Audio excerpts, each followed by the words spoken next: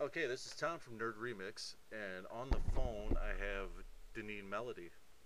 Say hi. Hello. Thank you for having me on, Thomas. Oh, no problem. Call me Tom too. I don't know why everybody calls me Thomas because my wife set up my Facebook profile and Tom. put Thomas on it. I think it's because on your Facebook profile you go by Thomas. So. Yeah, my wife set that up. I don't know why she put it as Thomas, but anyway. I wanted to talk to you first of all about Song of the Shattered.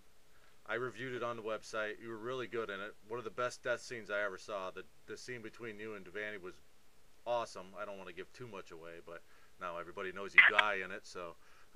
It's okay. I think anybody that has pretty much seen the Facebook page for Song of the Shattered kind of figures it out that I die. So.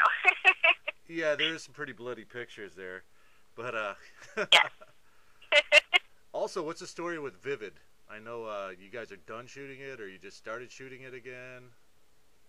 Yes, we shot the first part of Vivid, which included my scenes, a few stuff with Keith Craft, and a few things with Tara Cardinal back in September. And then, we had to do the feature film cut with Joe Hollow and Wolfgang Meyer up in New York, Brendan, Devaney, myself. So they kind of took a break. And then in December, they went back and they shot the rest of it. So it is done. They're just, Brandon, I know, is editing it right now and, getting it all together. Yeah, I'm interviewing him on Thursday, so. Oh, yay, Brandon! Yeah, we had a nice talk back and forth last night, so. Anyway. Yeah, he's a great guy. I definitely love working with Brandon. He's one of the, few directors who I can, and he's not even a director. I think that's probably what it is why I work so well with him, is the fact that he is an actor first and foremost and above anything. But so when he steps in as a director, he knows exactly how to work with you, and I always really enjoy working with him. I think he's really talented. I also reviewed 15 Till Midnight, and that was really good. I thought he was actually better than he was in Song of the Shattered. Yes, they're both very, very good. I feel 15 to Midnight is definitely his film, whereas Song of the Shattered is a little bit more focused on the women. You have Devaney definitely as the lead, and you have Tara, and you have myself. It's kind of focused on them. So 15 to Midnight definitely does show off his talent much more. I agree. Like when you but he's good in both. When you see Devaney with some sporting goods, do you get nervous now, or? No, they make me excited. I'm not even touching that one, but anyway. You got a lot of stuff coming up. It was one of those, the whole story with that, without giving too much away, although, once again, people that are keeping up with Song of the Shattered on the Facebook page, they have already released this stuff online, so it's not much of a spoiler. The scene with the baseball bat was something that is kind of in the beginning of the film. It's something that I know was previously discussed with my character, and at first they cut it out. They didn't. I think what I had been told was they weren't too sure if I was up for doing it or not, and I was all like, oh no, please, I want to. So they added it back in, and me and Devaney, that whole scene. So she, myself, and Brandon basically just did that scene in just a few minutes. Like, we came up with it on the spot. We just talked it out. What you see is just the three of us just collaborating together for the moment. I know, like, when that set piece is kind of revisited later in the movie, you see something that kind of, I'm not going to give any spoilers away on this, but you kind of see something that changes the mood of the film then, too. Mm-hmm. Yeah. You know what I'm talking about, right? The film has a lot of different moods, and it can go from being, very almost uplifting and kind of hopeful, and then all of a sudden you'll just see, like, a flashback or something, and then all of a sudden the film will just become very sinister. It's really good like that. That's one of the reasons why I really love this film. I feel like it's definitely a roller coaster. So I was looking at your IMDb earlier, and you are fucking busy. I mean, you're in everything. The one thing that really struck me was the Don't Look in the Basement. Is that a direct remake of the '70s movie? Yes, it is. This is something that we have been working on for a few years now. It is going to be directed by Alan Rowe Kelly, who is just amazing.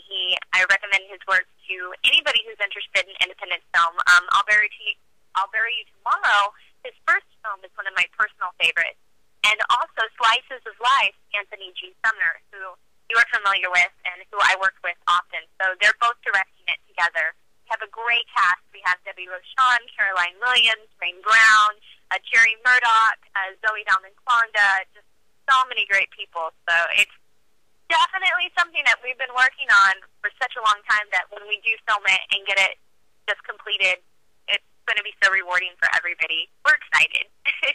I see that you're hooked up with Kitsy and Chris on Mother's Blood then, too. Yes, Mother's Blood is very, very exciting. We kind of came up with the concept that it is a fairy tale. It's like a horror fairy tale that's kind of, you see a lot of that going around now, but this one is very cool. It has Kitsy, who I love. She and I are great friends. Her husband, Chris J., is directing it. We have a great cast. We have Mark Lavelt. We have Austin Dossie, who I've already worked with in another film called Crestfallen. So far, he will be playing my boyfriend 2 different times. So, but it's a great cast and very exciting, and people can check it out up on the website. It's mothersblood.com, I think. I got to hang out with Kitsy. Well, I got to hang out with Chris a little bit at Cinema Wasteland last October, and then I got to hang out with both of them at Horror Hound back in November. So, yeah, real cool people. I really liked the Christmas short they just did. Yeah, A Christmas Scream. They worked very, very hard. That's one thing that I can say about both Kitsy and Chris is they put a lot of work into everything that they do, and for being kind of newer to the horror scene, because the first film was Lethal Obsession, and they're doing very, very well. I think they have a great attitude. Once again, I love Kitsy. She's just wonderful, and I see a lot of great things in her future. Other things. Cut. I just did a news article on that. That looks pretty. I watched the teaser trailer. That looks pretty awesome. Then you have Distortion, Bloodstruck. I mean, I'm just going down the list here. Yeah. Yeah, there's a lot. There's a lot that aren't even mentioned as well. One of them would be Journey into Hell, which is by the same people who did his Nightfall. Joe Davison. We have Caroline Mounts, who's working on it again. Michi Salvo, Brian Burke, who shot his Nightfalls, is shooting this, and we have Alex Vincent from Chucky. Me and him are going to be starring in this film, so it's very, very exciting. I'm going to be shooting that in just 2 weeks. Yay! Another thing I want to sneak a plug in for you. I haven't watched it yet, but Western X. I'm planning on watching it this weekend. The first 3 episodes. Western X is something definitely. At least you're honest. At least you told me you haven't watched it. If anybody, it's available online and it's free. So people who've been wanting to see some of the stuff I've been involved in, Western X is definitely a good thing to check out. It's awesome. Michael Flores, he wrote it, directed it, he edited it. It looks fantastic, and they just finished shooting the rest of the scenes for season 1. So hopefully episodes 4 through 20 should be following through very shortly. Well, 20 episodes, and I like web series too, so I got to get into this. Yeah, web series, the thing that I like about web series is that I feel it's something that I like to do kind of also as a little extra bit aside from feature films.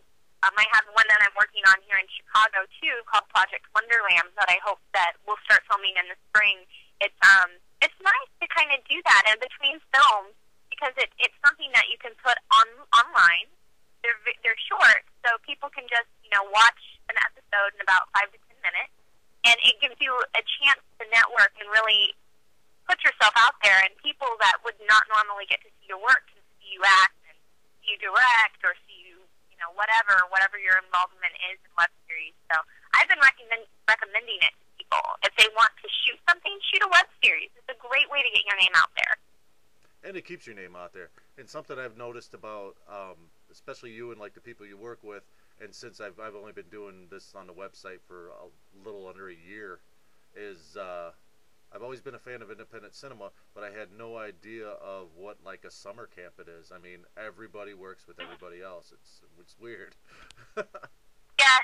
Yes, everybody, it's such a small world. Everybody kind of knows everybody, and if you don't know somebody, you will eventually meet them, and it's really nice. I mean, for example, I've known of Devaney and Brandon and for such a long time, and after a few years, finally got to meet them. And another example, Jerry Murdoch. Jerry and I had been talking for quite a while online because of Don't Look in the Basement, and then all of a sudden we got to work together on Lewis after like 2 or 3 years. So it's nice how that happened.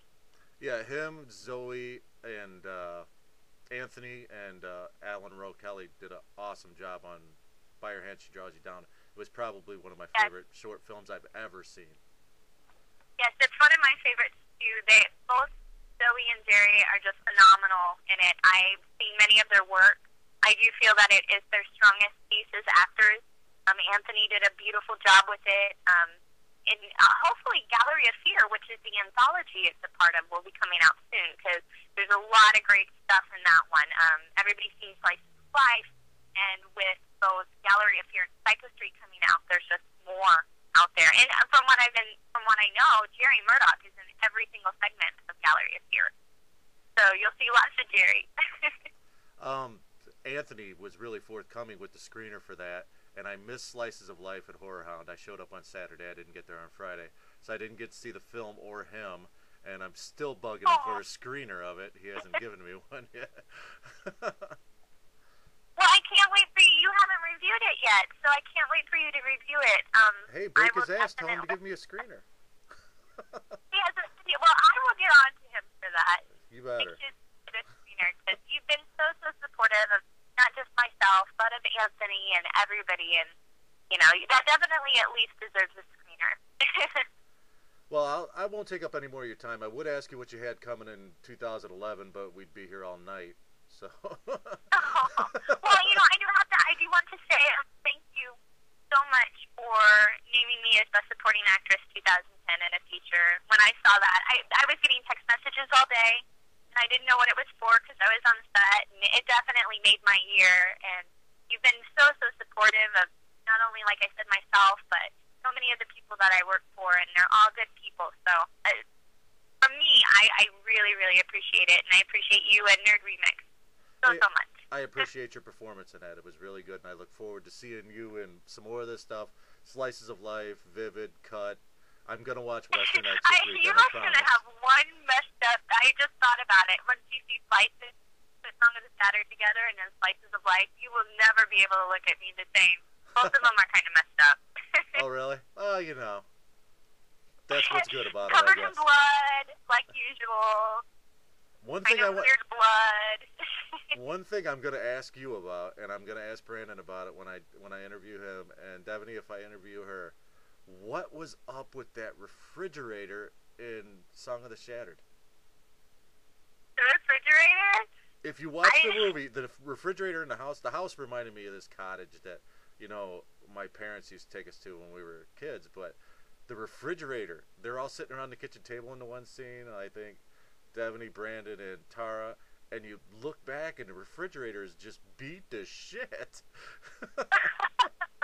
It's like somebody's... I think that's how it was. Like, it was a cabin type of home. You're right, that was rented out for a week up in Pennsylvania, and it was very odd. I mean, it was nice, but there was a few things that were kind of torn up, and a few things that were actually very, very nice.